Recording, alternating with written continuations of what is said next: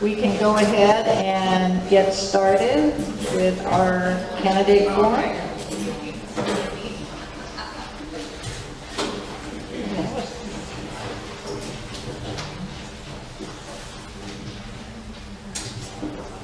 Okay,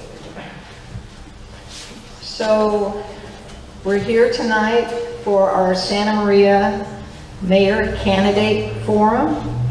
It's an opportunity for our community to get to know our candidates and find out a little bit more about what their plans are and how that will fit.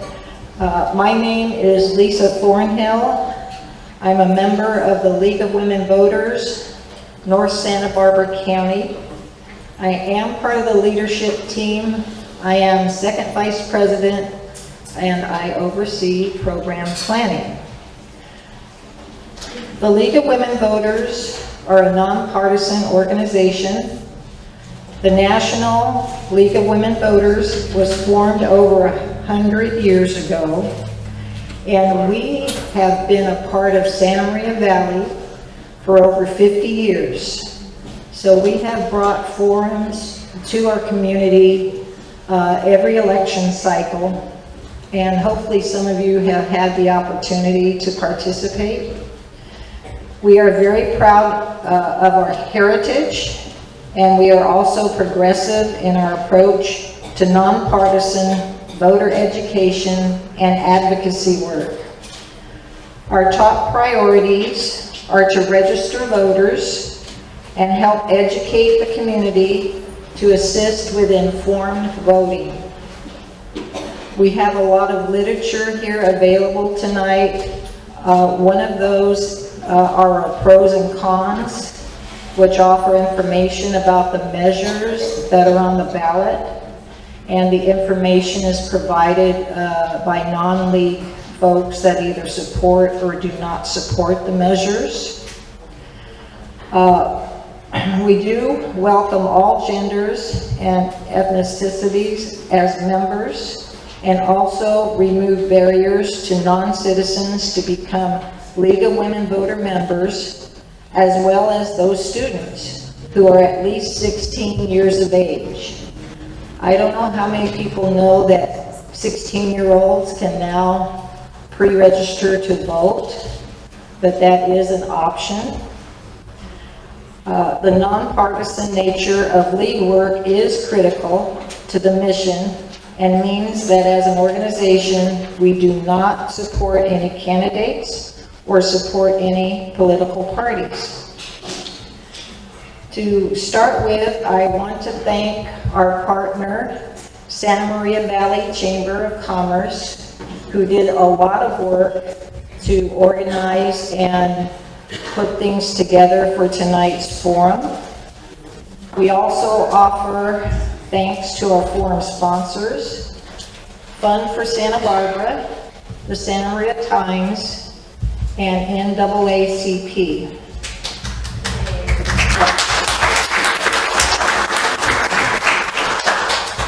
And finally, thank you to the candidates for stepping up to participate in a public office and for sharing your time with us this evening, especially being a Friday. We also thank the audience for being here tonight and coming out to interview our candidates for a very important job for our city. Tonight's interpreter is Jose Farias. He has headsets available for anybody that needs to have Spanish language interpretation. And now I'm going to go over the rules and the format of tonight's forum. I'm going to start with a land acknowledgement. The League of Women Voters of the North Santa Barbara County humbly acknowledges that we are speaking to you within the traditional homelands of the Chumash tribe. We recognize and are grateful for the First Nations who set an example of how to live in harmony with the natural world. As for forum rules, I am going to ask the audience to hold the applause until our last question prior to the break. Candidates are not to speak of or to each other, but will address their answers to the audience. There will be no unauthorized videotaping, and tomorrow, when we have YouTube available of this form as it appears on League of Women Voters, North Santa Barbara County YouTube channel, there is no editing allowed of the video. And with that said, let's meet our candidates. And we'll start on the far end. We have our incumbent, Alice Patino. And then we have, do you go by Andrew or Andy? I've gone by Andy on the line. Andy Foster, and Diana Perez. We do have a fourth candidate, William Smith, who is unable to join us tonight. Thank you. And thank all of you for being here today. Thank the League very much and the Chamber. These forums are very important so that you can come out, you can see what we are all about. So I'll start off with, I was born in Los Angeles accidentally. My mother, for some reason, my mother thought she needed to go visit some cousins down in San Fernando. And so I was born there, came back to Santa Maria. I'm an Army brat. My dad was in the military, so we lived a lot of different places. My mom met my dad here at a dance, and they were married in 2 weeks. And I have one sister. My mom and dad stayed married until my dad's passing after almost 60 years of marriage. So being raised in the military, you travel around a lot, every 2 years, every 3 years. And we lived up at the Presidio in San Francisco when we were little. And when the war started, my dad was overseas. And in 1946, my mom put 2 little girls on the train to Guadalupe. We went all the way to New York City, got on a troop ship. This was not a cruise, this was a troop ship. And we went to Germany to join my father. In Germany, we were there for almost 3 years, came stateside, went to Yokohama, Japan, where my dad was stationed. When the Chinese came down and crossed that 38th parallel, my mother had a week to pack up everything and come home. And home was always Santa Maria. This is where my grandparents lived. My grandparents settled here in 1928. They migrated up from Mexico, settled here in 1928. So this was home to my mom, and this was home to us. And then I graduated from Santa Maria High School, went to Hancock, went to San Jose State, and then wound up working in at General Motors Defense Research Labs. So fast forward, married, 4 kids, 2 kids, got that upside down, 2 kids, 4 grandkids, they all involved in rodeo, and I have just done a lot of volunteering over the years here. Thank you. Thank you, Alice. We do have timers for tonight, so if you see somebody seems like they didn't quite finish what they were saying, it is because we do time our questions that we have. And then, Andy, would you like to go ahead and introduce yourself and just give us some information about your background and why you are running for the office? Okay. Can everybody hear me? Do I need the microphone? Yes. Any microphone? All right, can everybody hear me now? All right, well, I was born and raised here in Santa Maria in 50s. I like to say I was born in the 50s. I was born 2 weeks before 1960. And went to St. Mary's School, went to Santa Maria High. That's either the St. Mary alumni here, not Santa Maria High alumni here. My mother, she was, retired from the county welfare for 20 years. My father worked for the city when he died. He had cancer. And actually, Mayor Hobbs was one of his pallbearers. So growing up I didn't have really a father figure until about 75 when I was 15, and Bill Livin came to the Boys Club. So I would say Bill Livin was the biggest influence on my teenage years. After graduation, I went to school. I wanted to be actually I didn't want to be an auto mechanic. I wanted to work on my own vehicle. So I went to school to do it. And after that, I joined the Army. And when I got out of the Army, went back to school. Came back to Santa Maria and was a smog mechanic for about 18 years. Married to my wife, 30 years, last 26. And we've been in Santa Maria this whole time.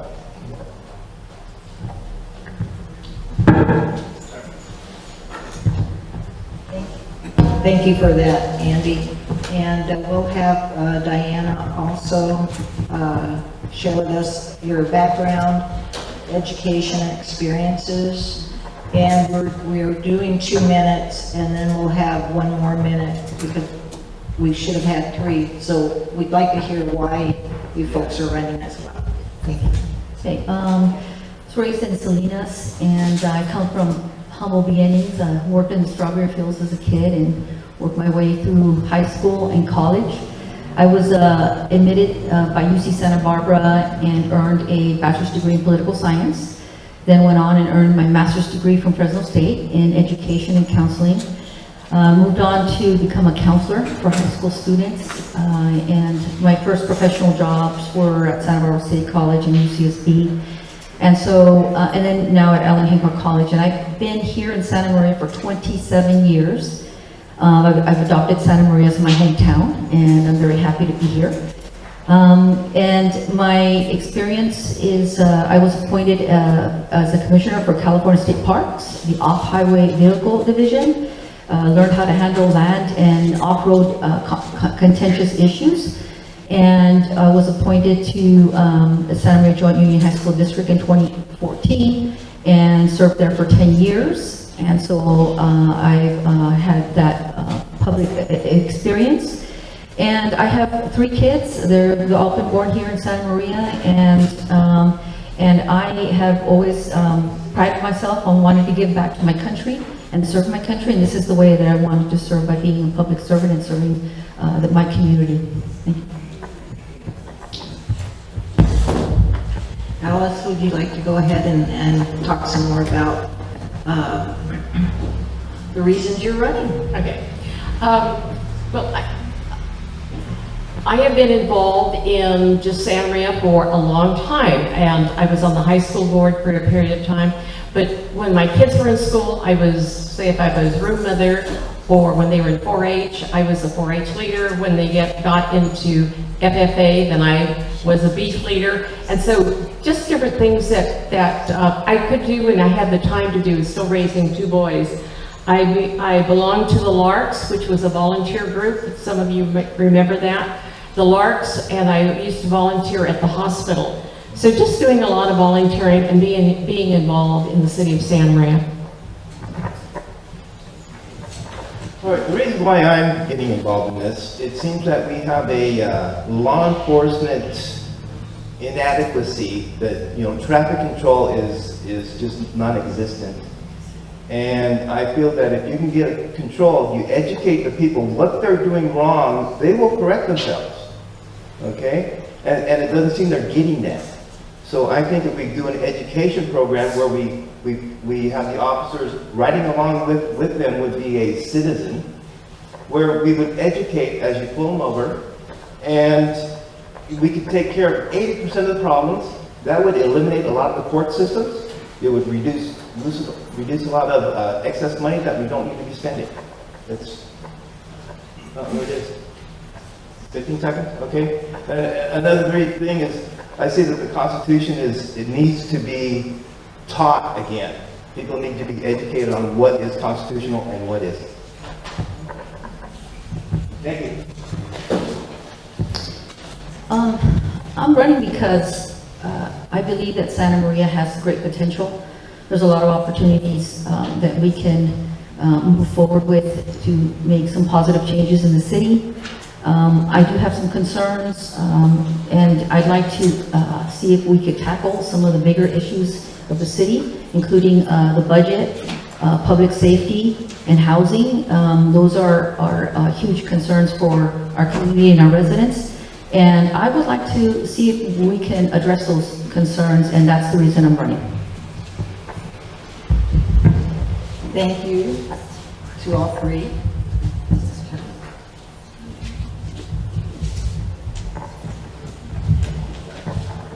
Okay, so this second question, we sent 2 questions out to the candidates prior to the forum, and we are going to address the second question.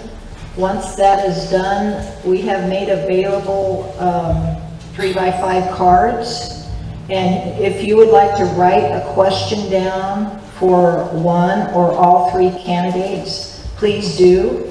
1 question per card, and you can write more than 1 question. Just make sure it's on a separate card.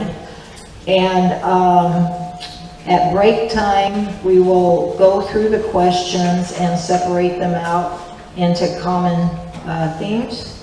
And after we reconvene, we will be asking those questions so that they will come from you folks. So this second question, the candidates will have 4 minutes to answer each question. The question is, what do you see as the best part of our city, and what areas do you believe need the most improvement?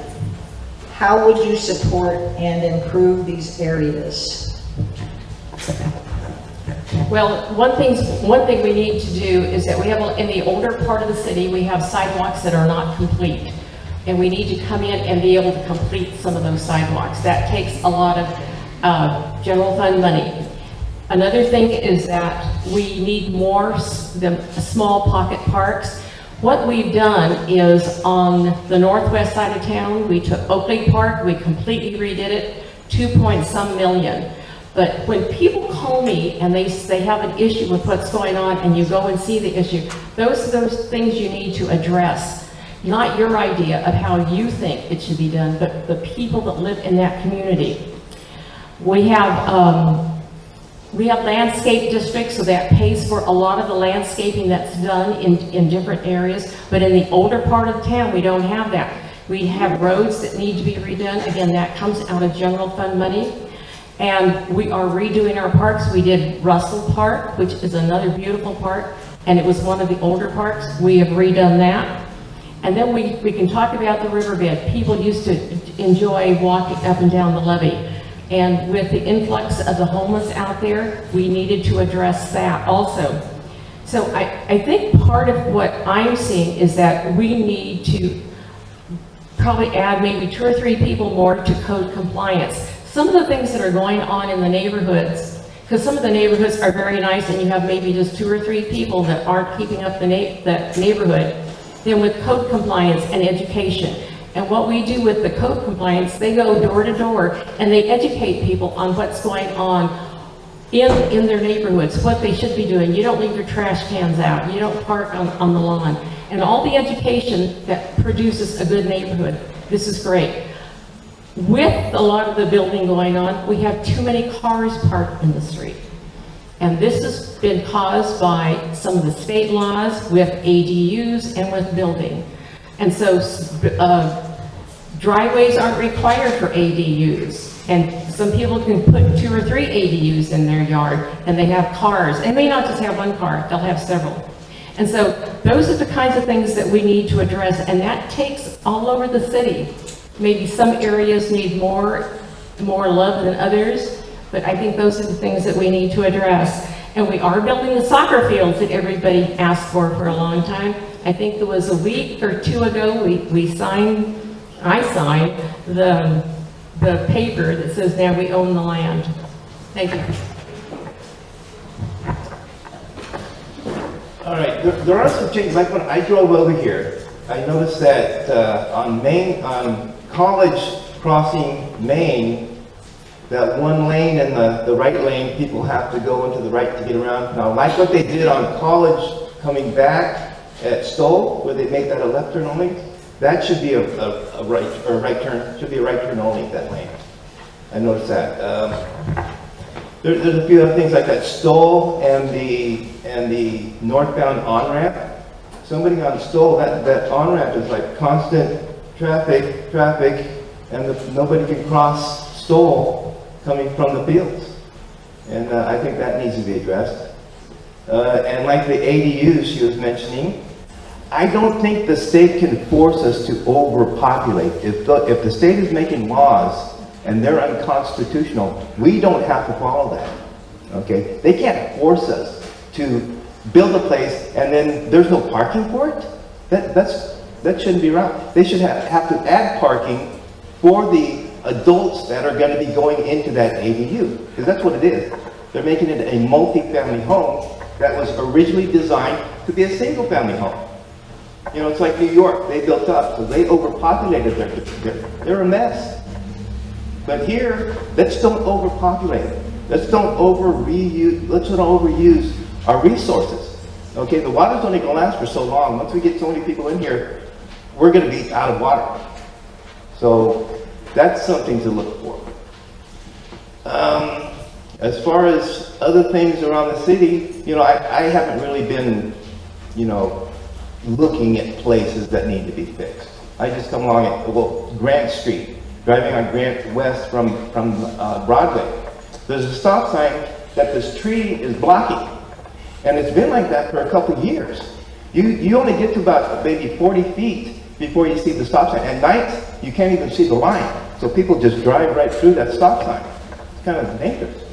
You know, these are things that I would think city, you know, employees would see on a daily basis as they're driving and say, hey, you know, hey, this needs to be cut. You know, are things that the city should be, you know, talking amongst themselves of problem areas. That's something I would address. I want to get into every facet of the city and meet the people, see how they're operating. Are they working good? Is it worth, you know, having that business? Do we need more people there? You know, that's something that you just have to get in there and look at. You know, I don't know what's going on, but for the most part, I think if we can get traffic control and we can get the people educated on what's constitutional and what isn't, we can take care of a lot of problems. You won't have to be paying for stuff that, you know, is unnecessary. The court system is a system. Somebody gets pulled over and maybe they didn't do anything, but now they have to go to court, they have to pay for it. You know, we could cut down on court costs also. So, because we wouldn't be having people going for no reason. That's about it, I guess. Thank you.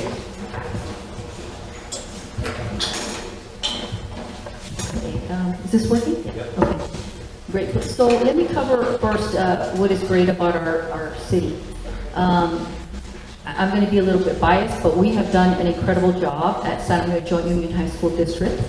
And over the last 10 years, you can take a look at our schools, and we've doubled the number of students going on to colleges and universities. We have a career technical high school. We have a lot of new buildings. We removed a lot of portables. So we've done a great job at our high school district with amazing leadership. We also have an amazing community college with our current superintendent. We have one of the best community colleges in the state of California right here in Santa Maria. And we have outstanding medical facilities. Marion Hospital is here, and it's a great hospital for our residents. And I also believe that we have great people here in Santa Maria, kind, compassionate, and giving. So this is what makes Santa Maria a great city. What I think could use some improvements, the first and the most pressing for me will be that we have a $20 million deficit. And this is a huge concern because we need to be able to balance the budget. And we've depleted all the reserves. And this occurred because with COVID one-time funds, about 150 new employees were hired. And at some point, we needed to know that was not going to be sustainable. So, and when we have a $20 million deficit, the city is now considering, in order to balance the budget, considering cutting significant services, including fire and police. or a long list of new taxes. And what I want to make clear to Santa Marians is that I will not be in favor of cutting fire or police services at any point for the city. I think it sends the wrong message to our community, and those are services that every city needs. So that would not be something that I would support. I do believe, I do believe that our firefighters need to be paid a living wage. I think that that is fair for us to be able to provide that to our first responders who are out to save our lives when we need them. I also believe that what would be helpful in the city is that we bring in some tourism and some new businesses. And what I think that Santa Maria needs is businesses that will help us separate us and help us stand out from our neighboring cities. I do think that we need some unique locations that will bring tourism in, and I want to support those kinds of changes. We have a lot more traffic today. I think we all noticed that, and I would be in favor, in order to save lives, bringing back the cameras we used to have for drivers that run red lights. I would favor that kind of support to keep everyone safe on the roads. And we need affordable housing, and there are 10 projects that are on the pipeline, and the only thing that I think I would do differently is I would try to expedite housing projects to get them out and have more housing available for our residents. And definitely we need to address homelessness. It hasn't been properly addressed, and I think that that's one of the areas that I would like to work on. And okay, and that concludes my comments on this part. Thank you very much. Appreciate all the information that we just got. And again, if you can write a question, and we have some folks that are going to gather them, we will take a 15-minute break, and if we can return to our seats at 10 after 7, 6, excuse me, again, the clock, 10 after 6. We will get started again. So stretch your legs, and the restrooms are to the back.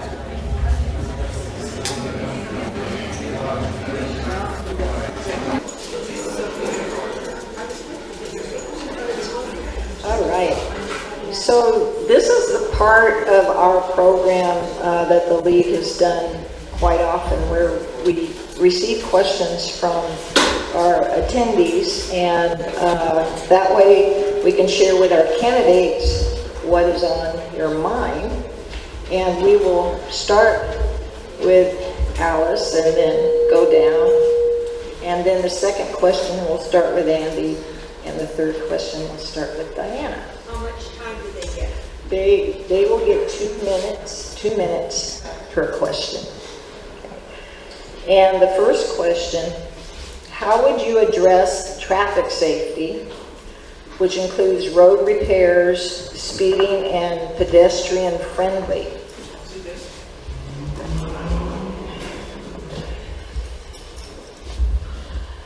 I have asked our city manager to ask our chief of police that we have a traffic patrol. I've asked them to please address how we can make it safer in Santa Maria. We're having to deal with people that run the red lights all the time. How can we do this better? Because I don't know how to do this better, but you have traffic experts that can tell you this. We have done calming on North Blossom Road, where they made the roads narrower. We have our public works person that has got a matrix of what roads need to be paved and whatever seal they put on them. And it's according to the roads that are used more and get a lot of traffic on them. And he's got this matrix that he's figured out. And if you notice, we've got road work going on all over town. We took $4,000 out of the general fund to put into road work. We also get Measure A money. We also get LTIP money that we put into the funds. So all this money that we put together and we budgeted, but a lot of it, I don't know, I can't tell you why people keep running red lights. I mean, coming over here tonight, right in front of me. And education is very, very important. We have programs out there for people to watch. We put them in the schools. Education is important. We have to have our traffic patrol people out there telling us how to make this better, and our public works people making the roads safer by some of the dieting they do. And we're not going to put speed bumps on there because fire does not want that, police do not want that. It's not effective. So all of those things that we need to do. Thank you. Thank you, Alice. All right, well, to have an effective law enforcement, okay, here in Santa Maria, the police department would need, how many people are there in Santa Maria? 150,000 people? They would need 50,000 people at least every day, okay, in order to do proper law enforcement traffic control. But we happen to have that many people here, and in the Constitution, it puts law enforcement in the people's hand, not the government. So we need to get the people back on track to doing that law enforcement, to executing the laws, okay, just like a search warrant, you execute a search warrant the way it says, you execute law the way the law says, you allow this, and if you don't do this, then this is the consequences. Okay, people don't know those laws. The police department don't know those laws. All they do is, when there's an offense, okay, they go the easiest route and let the court system, figure it out. Okay, well that ain't the right way to do it. We need to educate the people that it's their job.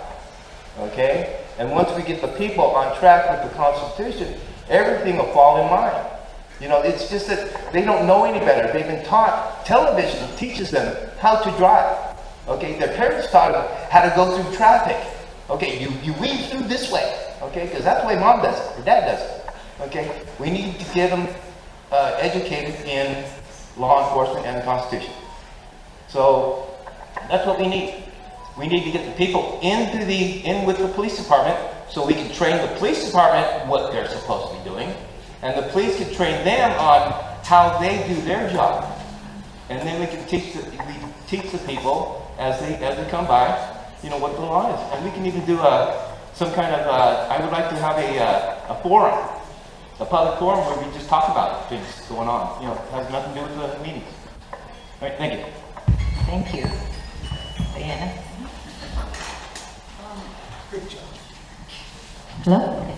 So I already mentioned that I was interested in bringing back the cameras we used to have for drivers who run red lights. I know it's not going to stop 100% of all drivers, but it's going to discourage quite a few of them from running red lights.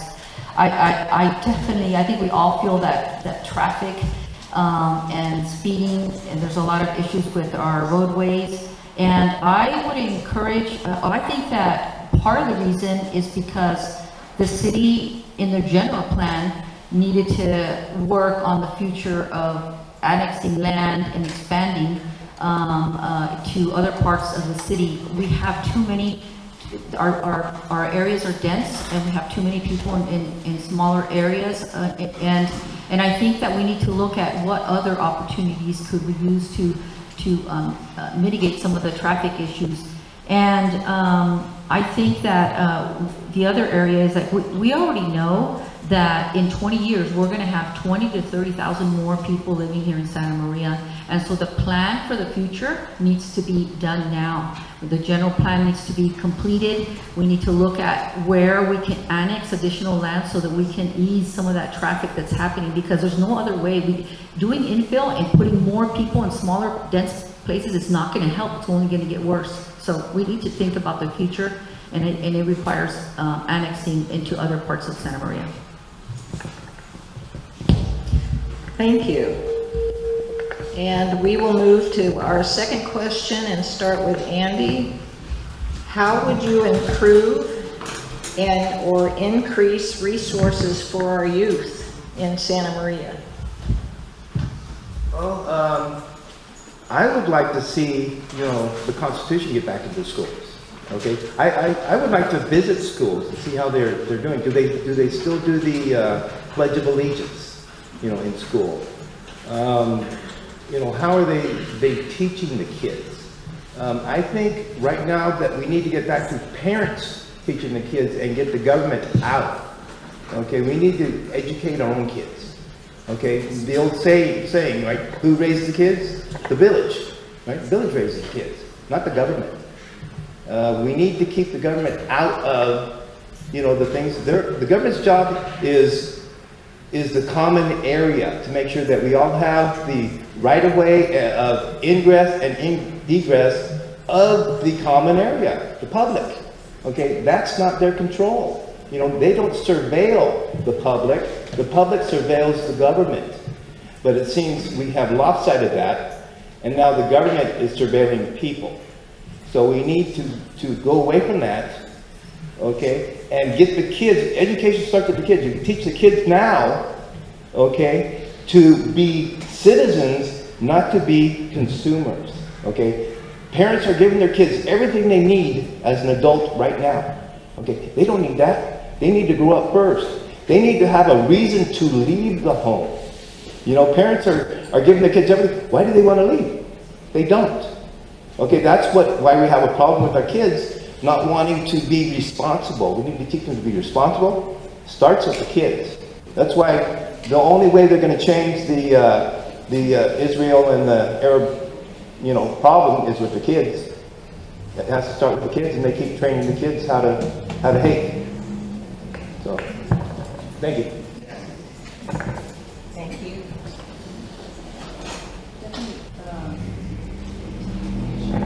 Definitely, we definitely need to do more for the youth.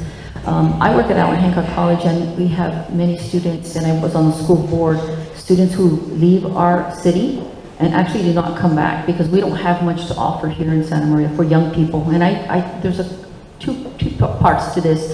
One, activities for the youth. I think we need to get more creative with what we can do. I know we have baseball and soccer, but I think that there's other activities that we can bring to the community to help other young people do other things. I've seen in other cities that have brought, for example, an ice skating ring, or boxing, or there's other activities that we can bring to our community to get our students involved, our young people involved. And the other part is bringing industries that pay living wages so that our talent that's leaving comes back and wants to serve Santa Maria. I think that those are areas that we can definitely tap into and do more to help our young people.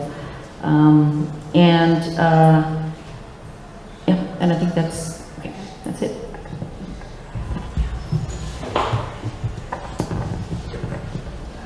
You know, in the city of Santa Maria, we have so many organizations, whether it's church organizations, whether it's 4-H, whether it's FFA, and of course you have all the sports going on in the schools. But at the Maldonado Center, we offer such an array of activities for kids. And my daughter-in-law lives in Bakersfield, said, you guys offer more here in Santa Maria than we do in Bakersfield, and that's a town of over 300,000. We also offer a work program so that a lot of the kids go to work at the Maldonado Center. We encourage that. On my Mayor's Youth Task Force, I take these kids out of the city and we go to universities, we go to museums, so they can have a positive experience about what's going on, because they don't know what's going on other than what goes on in Santa Maria. The Boys and Girls Club, the YMCA, Fighting Back Santa Maria Valley, of which I am a board member, does so much with kids. We are in the school, we are doing educating on drugs, we're educating on sex, we're educating where kids have the needs. When I meet with my Mayor's Youth Task Force, I ask these kids, what do you want? What can you see that we can do more for you at the Abel Maldonado Center? And they tell me. And we have a girls' self-defense class. We also take these kids out and do community work. A lot of them don't realize that they belong to a community that really, really values them. We go out and do community work, whether it's raking things at Prescott Park, whether it's laying down sod someplace. I took my kids with my park commissioner. We did a house where a hoarder lived, and we won't do that one again. But I mean, it's really, I want to give them a lot of experiences and show them what can be done here. We have a great boxing program in the city of Santa Maria. It's great. We also do, during the summertime, we do the Safe and Strong, where kids can come to the park and they have someone at the park, that youth that we hire through Rex and Parks, that helps them. And it's a safe place for them to be. And this is what's important. I ask my kids on my Mayor's Youth Task Force, do you feel safe in school? Do you feel safe coming to school? And do you feel safe going home? Thank you. Our next question, we will start with Diana. And it is, several news outlets have reported anywhere from $16 to $21 million deficit for our school budgets. City budgets, excuse me. What are your thoughts on this, as how it developed, and your solutions to improving the deficit? I definitely think that has to be the #1 concern for the city. A city cannot function with this excessive deficit.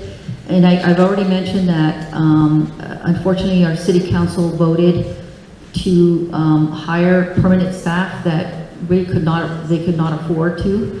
And so, and in the next agenda, there is an agenda item to look at what cuts and what new taxes they are going to propose to the residents.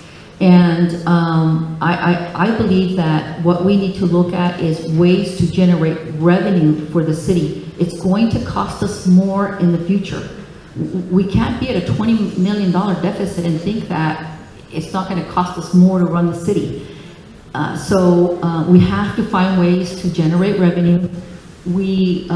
Our nearby cities are generating $4 billion in tourism, and Santa Maria is not providing that kind of tourism, and that's what we can change, and that's where we generate the revenue. We need to support our current businesses, future businesses, and put Santa Maria on the map so that we can be able to pay the liabilities today and in the future. And that's, I think, the change that needs to happen at City Council, and that's the change I want to bring to the city.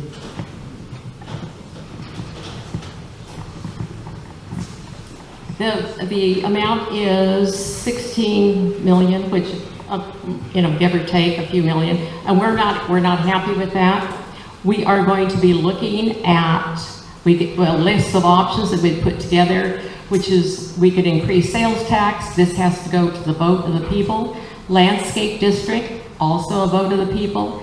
The downtown improvement district, also a vote of the people. Transient occupancy tax is down now where it was higher. Our sales tax has gone down. Parking fees, property tax stays about the same or gets a little bit better. That doesn't fluctuate much. We updated the recreation and park fees. That is not popular. People complain when you up their fees. The utility user tax fees, Guadalupe does that, and we could impose that also. And business license incomes, the restructure that we do on there. But let me tell you something. Salaries, benefits, pensions are all part of this package that have gone up. And during COVID, we hired 6 other people.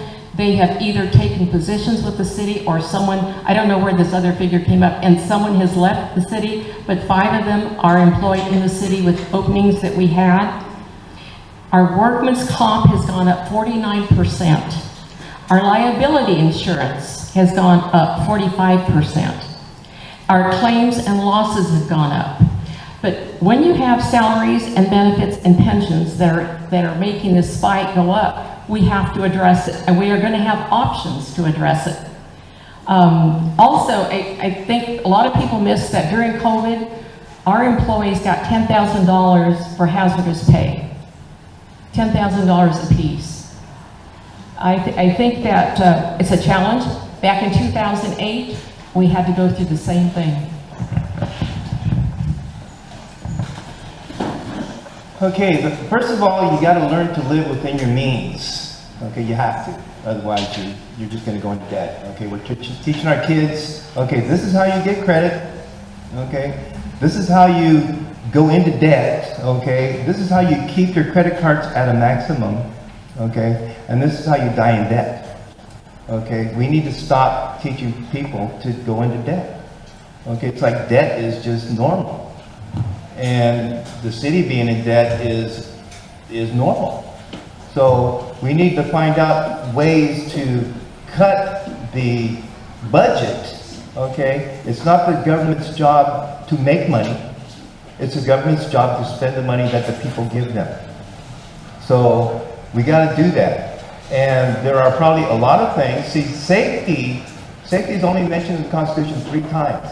Okay, it's only constitutional during a rebellion, during an insurrection, or during an invasion. Safety is not guaranteed. Your health is not guaranteed. Okay, that's your personal responsibility. But security is everyone's responsibility. Okay, we need to learn that. So once we make people responsible, and we go through the city and see where we don't need this department, because that's not the city's job, that's the people's job. So we need to get out of the people's job and just stay within our job of common area. Okay, ensuring people have that common area. And businesses, it's not the government that creates the business. Government creates the environment for business, right? You have to allow the business to be there. Okay, you can't say, no, we're not going to have that type of business in this area. So we need to look at that also. Thank you. Okay, thank you. And this next question, we will start with Alice. Talk about the current state of our public safety, including first responders, firefighters, police department, and how can we ensure adequate community safety resources? I'm not sure what they're asking. Community resources public safety has always been very, very important. And I don't know that's, it's going to go away. We have just hired, I think it was 9 new firefighters about 2 months ago. And so they are up to staffing in the city. We have about 14, I think, for police officers, so that we're up to staffing. And it's always been a high priority. So can you read that? I'm not sure what the question is. So talk about the current state of our public safety and how would you ensure that we have safety going forward with issues like the crime, gang activity, and just everyday policing. Okay, crime is down in the community. I have here motor vehicle theft is down 65%, theft is down 17%, burglary 10%, rape 8%, and robbery 4%.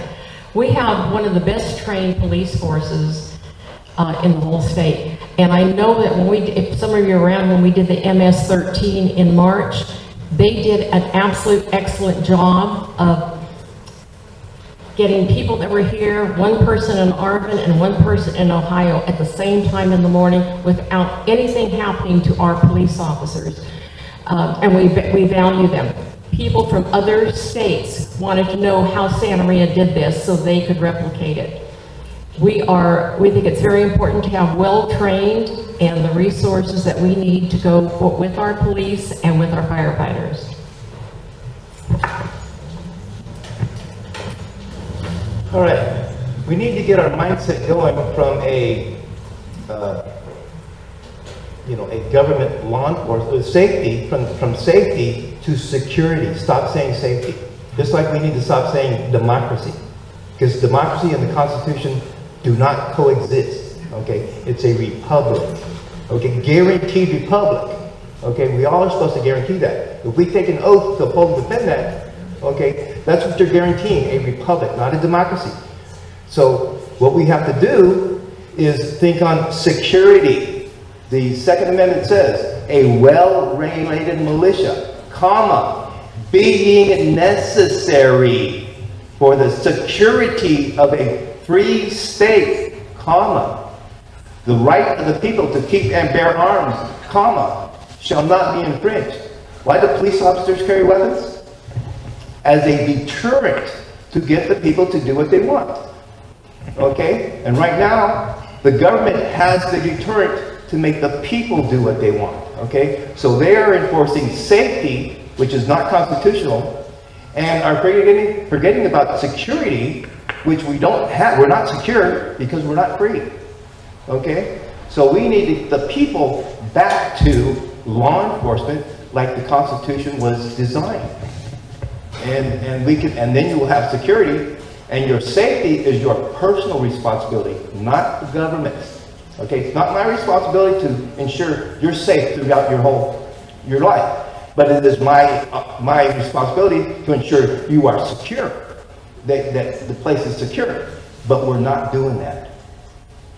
And that's pretty much it. Thank you. Public safety is one of my top priorities. Currently, our firefighters don't have a contract. They've been underpaid and undervalued by our city council. And we're not even properly planning for future public safety. We don't have enough today, and we can't even afford for the future public safety. So this will be a number one issue for me. And I disagree that there's less crime. I actually feel that a lot of residents don't feel as safe as they used to. We have more crime, we have more theft, more traffic, there's just a lot, many issues that are inflicting our city. And I believe in supporting additional fire and police. And we're going to need it today, and we're going to need it in the future. And that doesn't seem to be the priority for our city council, but that will be my priority if I'm elected. I think that if you don't feel safe, it doesn't matter how many beautiful condos or apartments we build. If you're not safe, you're not going to feel great about being in the city. And I think that has to be number one. Thank you. And we now have our last question for tonight, and we will start with Andy. It has to do with housing. What are the housing challenges, and how would you address and improve on the lack of housing, affordable housing, especially as our community grows? Well, come next year after the election, I believe the cost of things will come down, and people will ease a little bit in the cost of living. Okay, housing market eventually will come back down too. It's supply and demand. Okay, if there's no demand, then the supply is going to go up or down or whatever till the demand comes. Okay, and as far as what's happening with the housing is we are overpopulated. We are making single-family homes multifamily, and the government is saying we have to. Well, that ain't right. Okay, so we need to get back to if somebody sells a house, okay, it can no longer be a multifamily home. It has to be a single family. Okay, we can't build up, because you build up, you're going to overpopulate the city, and we'll overdo our resources. So we need to correct, okay, this misdeed of allowing so many adults in a one area, because it creates a car mess. Because the more adults you have, the more cars you're going to have, and it doesn't matter if it's a block from the bus stop. They're not going to use the bus. They're taking their car. This is California. Your car is your freedom. You right? Nobody's going to give up the car to ride a bus. So, we need to address the overpopulation of the land, not of the people, but of the land. Thank you.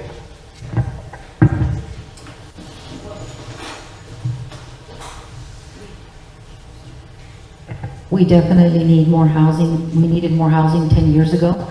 And here's the thing: when you're a leader, an elected leader, you have to think not just of today, but the next decade or two. And we have housing projects that are coming. I would want to expedite those, because that would help with some of the high rents that we see here in our community. So, and then usually, typically, when you have housing projects, 25% is allocated for affordable housing. So developers still need to make profit on their investments, and so 25% is typically what is allocated for affordable housing. But I think also we need to look at other avenues.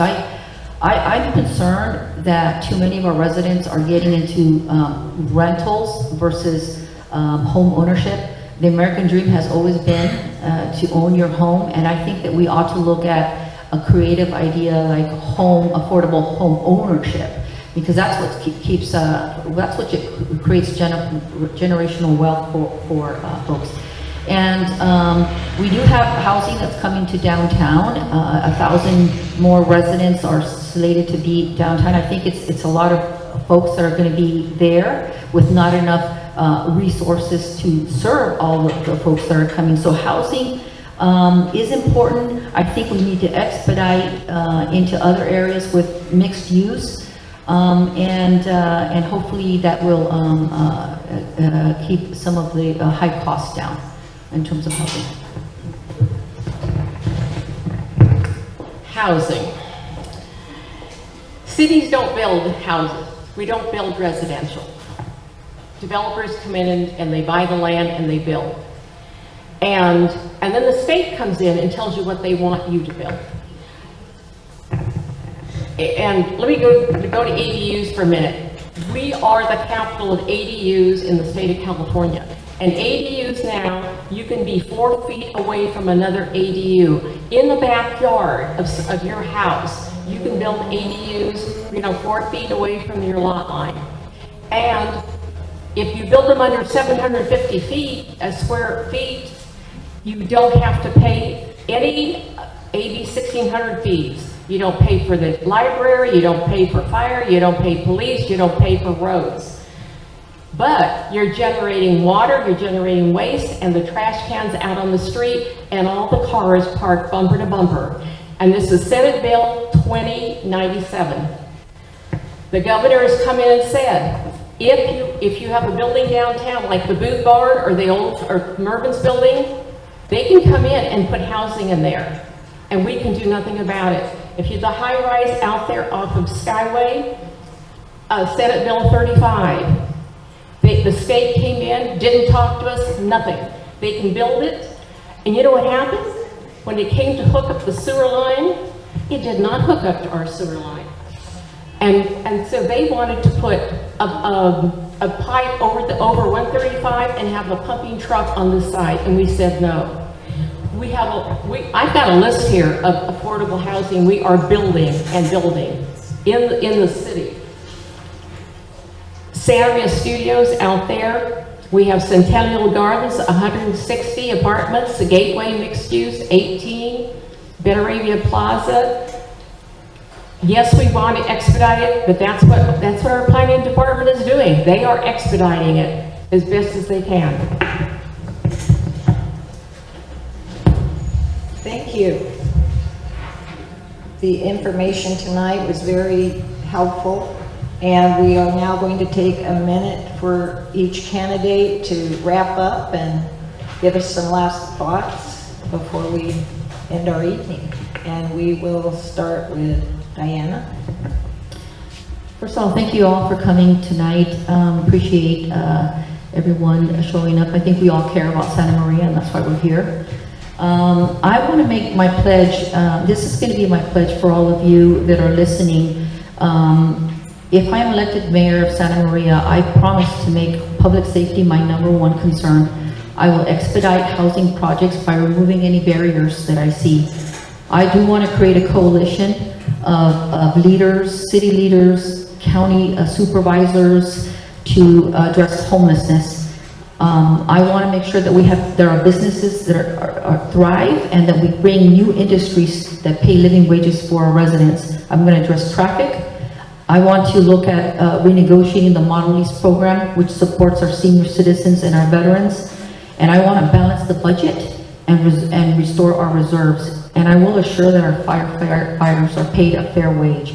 I think under my leadership, I'm an action-oriented person. I like to get to the point and work hard, and that's what I will do for the city. I will address all of these issues, and I will assure that I will not wait for an election year to address them. I will address them on the first year that I'm elected mayor to Santa Maria. And thank you all for being here tonight. Thank you.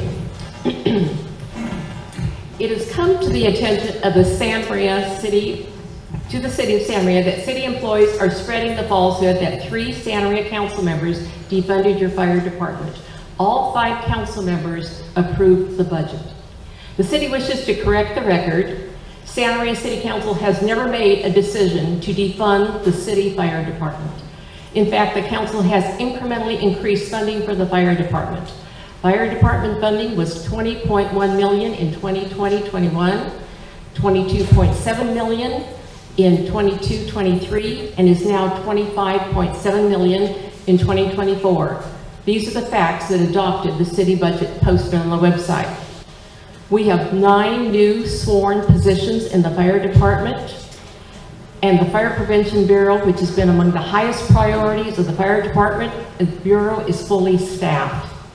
The city offered the firefighters union the same 2-year contract proposed that was accepted by SEIU, including 5%, and benefits, and that's 10%, and it was rejected.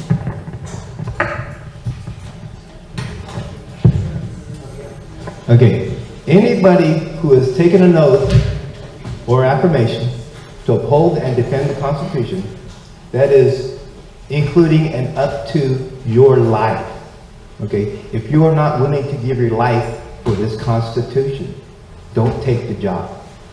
Okay? That's the most important thing, is we need to learn the Constitution. If you haven't read it and you don't know it, and you're raising your hand, you know that you're doing your people a disservice. Okay, so know it. And the problem with it is it's been amended, but it hasn't been fixed. It is a pain to read. So I went through and I took all the stuff out that wasn't necessary, that had been amended, and put in the amendments, and it's so much easier to read. You just go through it, and if you understand it, okay, it would make, the government is not the people's job, okay? So don't let the government tell you that you have to. Fight for it. Okay, that wraps us up tonight. Thank you to everybody for coming, and thank you again to our sponsors, the Chamber, NAACP, Fund for Santa Barbara, and hope everybody has a wonderful rest of your evening.